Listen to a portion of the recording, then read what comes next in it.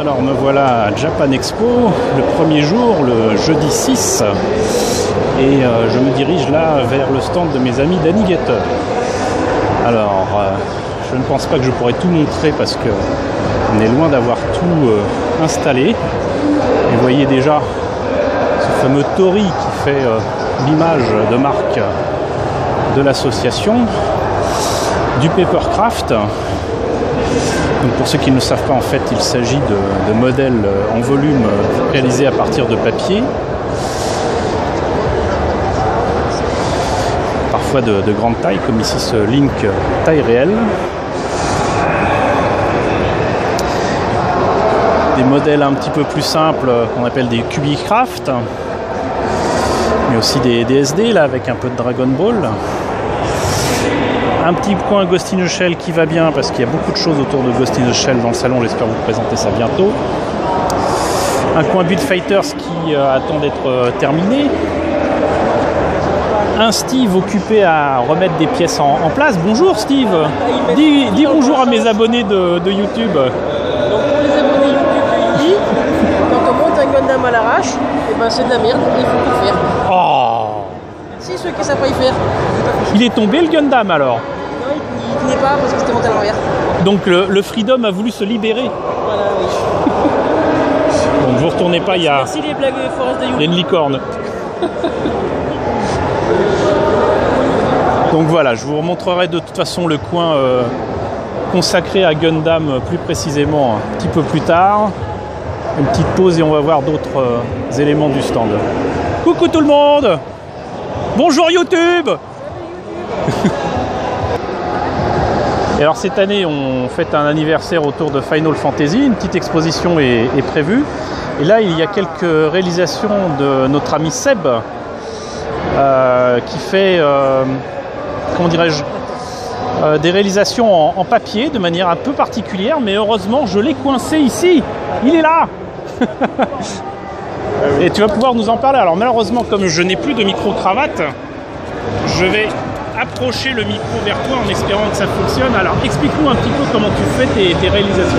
Et en fait, ce sont des petits bouts de papier, en petits cançons en général, que je plie à l'infini, que j'accumule tel des puzzles.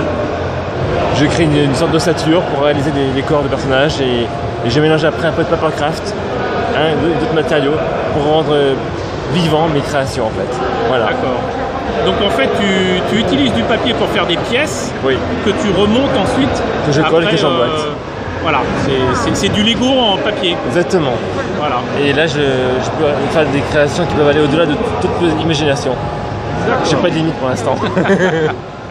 Parfait. Bah écoute, ce que je vais faire, c'est que je vais aller vers tes autres créations qui ne sont pas limitées aux jeux vidéo ou à l'animation japonaise, ce qui fait d'ailleurs partie de tes nombreuses qualités. Merci. Et je vais couper là parce que derrière toi, tu as une créature immonde et que je ne tiens pas à briser cette superbe image que tu donnes de toi. Merci. Merde.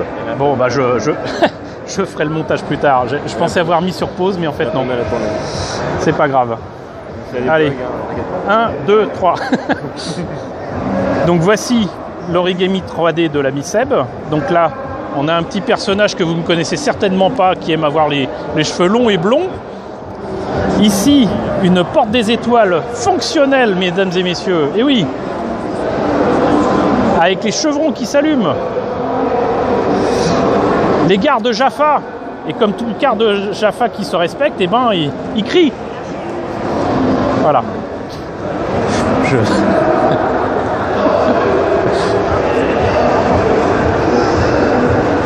Et là aussi, une réalisation d'un titre absolument pas connu en France, ni en manga, ni en animation japonaise. Je vous laisserai dire en commentaire éventuellement de quoi il s'agit. Information complémentaire. Stargate, c'est les 20 ans. One Piece, c'est les 20 ans. Donc Seb a réalisé tout ça exprès pour les 20 ans. Donc monsieur aime les anniversaires, aime les gâteaux, il aime les bougies. Merci Seb. Alors encore une réalisation de Seb avec l'Atlantis, l'Arcadia. Ici presque la mascotte d'Anigator qui cette année a été signée par l'auteur de ce vaisseau, à savoir Monsieur Leiji Matsumoto. Encore du Papercraft avec un peu de tout, du Yamato, du Wally, du Macross, du Porco Rosso.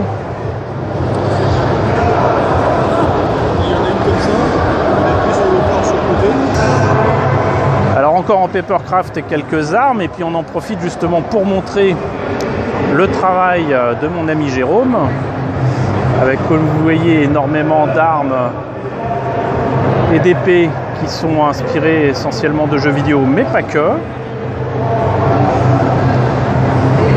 Et tout cela est réalisé en bois.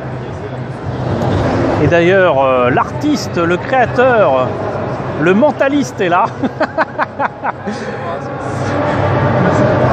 Jérôme qui est là. Et donc tu nous confirmes que tout cela est fait en bois, n'est-ce pas? C'est tout en bois d'arbre. Des épées en bois qui peuvent être pour le cosplay, pour la décoration. Principale source d'inspiration, les jeux vidéo. C'est mon truc, les jeux.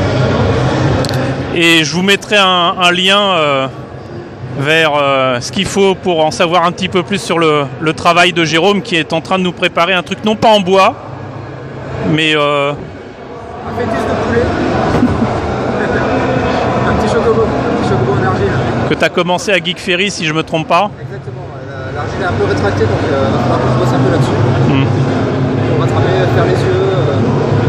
Des petites coups aussi que j'essaie de mettre dessus. Bah écoute, si on n'entend pas ce que tu m'as dit, j'essaierai de sous-titrer. Allez, on va passer à un autre coin.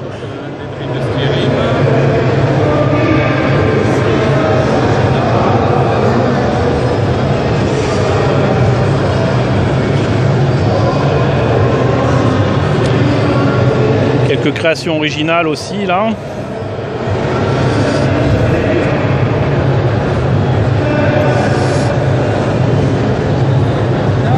C'est pas n'importe quoi.